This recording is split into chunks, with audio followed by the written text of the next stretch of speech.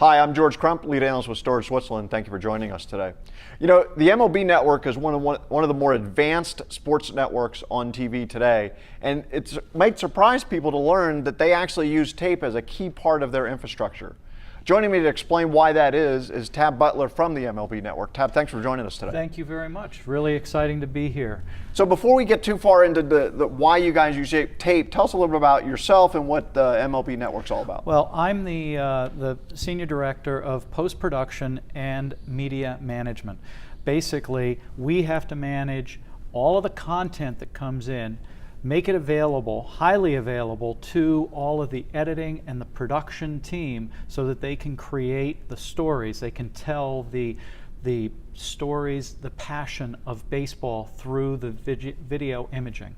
Well, and I would think in baseball in particular, which is when I first met you, this kind of surprised me. I mean, one team has 160 games, times that by the whole league, you got a data storage nightmare. You definitely do. Not only that, you also have to track, log, and identify all of that information. You're looking for a needle in a haystack. You're looking for a walk-off home run. You're looking for that unique video that helps you tell the story to the viewer and make it compelling. Okay, so I think what would help people understand why you guys use tape is just kind of take us through the life of a game video as it throws through your system. Okay, so what we end up with is obviously we have the stadiums, and those stadiums, you're looking at 15 of those per day. That content comes back as a broadcast, and you will have more normally somewhere in the neighborhood of 8 to 10 streams that come back, as many as 15 to 20 on major showcase events. So with 10 streams coming in, you may say, well, wow, that's a lot of content.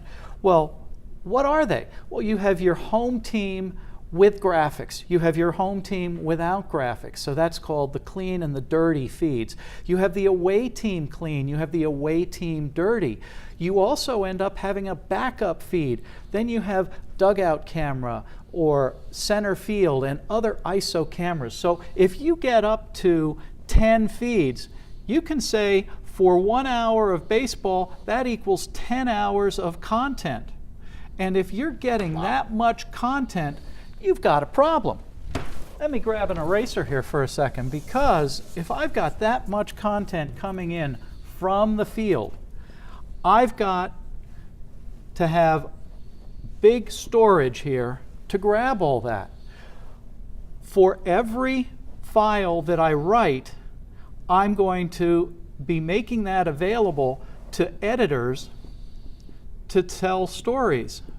So from the edit area, we may have as many as 200 to 250 edit workstations working on that content, making stories, making highlights.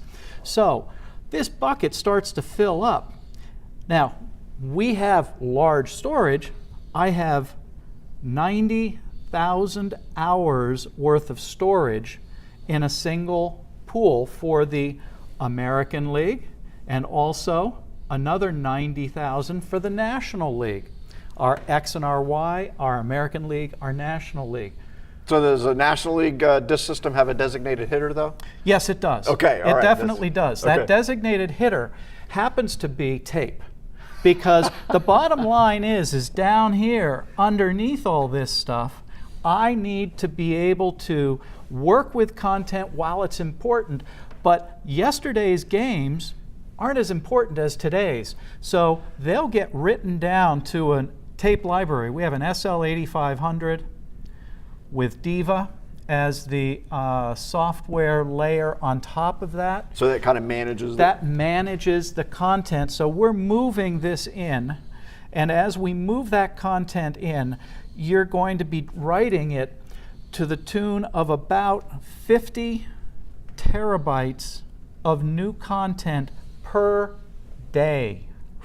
So that's a lot of content that you're writing in. The other problem that you face is, I've put this stuff into the library, I'm editing stories. Well, there's a great walk-off home run that occurred last night, but the same person did it 3 other times, and we want to show them all of those. So we've got to pull that content out and move it back onto the library, the spinning disk, so that it can be edited. We use partial file restore, PFRs, so that I can go into a 250 gig file and pull off just that little bit at the end of that whole file. And that comes back up, and it takes about a minute and a half to pull that content back out. So this is very interesting because your tape isn't just this like dead end repository. You're interacting with it all Absolutely, the time. Yeah. absolutely. Scary numbers. On a daily basis, we do somewhere in the neighborhood of 5,000 partial file restores. With the situation with tape, we started off in 2008 with LTO4 and ended up with, by 2016, January, we ended up with over 45,000 tapes. Wow. In January of 2016, we went to the Oracle T10000D or T10KD. And when we did that, we started writing from LTO4 to T10KD as a migration. And we move 1.2 petabytes of content in that migration per month. Wow. I am down to having about 18,000 LTO4 tapes left, and that content has been migrated over. When we do that migration, I have a copy of LTO that is an on-site copy, and I also make a second copy whenever anything gets written into the SL8500, and that's my off-site. So in case something goes wrong at MLB Central, you've got a backup copy. I have a backup copy. The other thing that's very, very important about this is when I'm doing this migration from LTO, I am doing an on-site to an on-site and an off-site to an off-site, so that these are copies of known good files. If I have a file that has any problems on the copy for whatever reason, I can easily go to the offsite to make that on-site copy. But in general, what we find is that 99.99% of all of our tape we are restoring, and that you're talking about petabytes and petabytes. It just automatically, or as some people call it, automagically, transfers from one format to the other in the background. And when we do that in the background, within Diva, we have the 5,000 PFRs. We have usually about 5,000 of the files moved for the migration. And then we have usually about another 2,000 files or jobs that are done within Diva on a daily basis. So on a daily basis, Diva's doing about 12,000 jobs a day. And I think that's really important because you're talking about incredibly low failure rates. Yes. And one of the, I think, huge misconceptions that we still have to deal with today is that tape isn't reliable. These numbers are proving that wrong. You guys are seeing. Absolutely. Yeah. The other thing is that speed with the partial file restores, I end up in a situation where an editor is working with a proxy, a low-res version.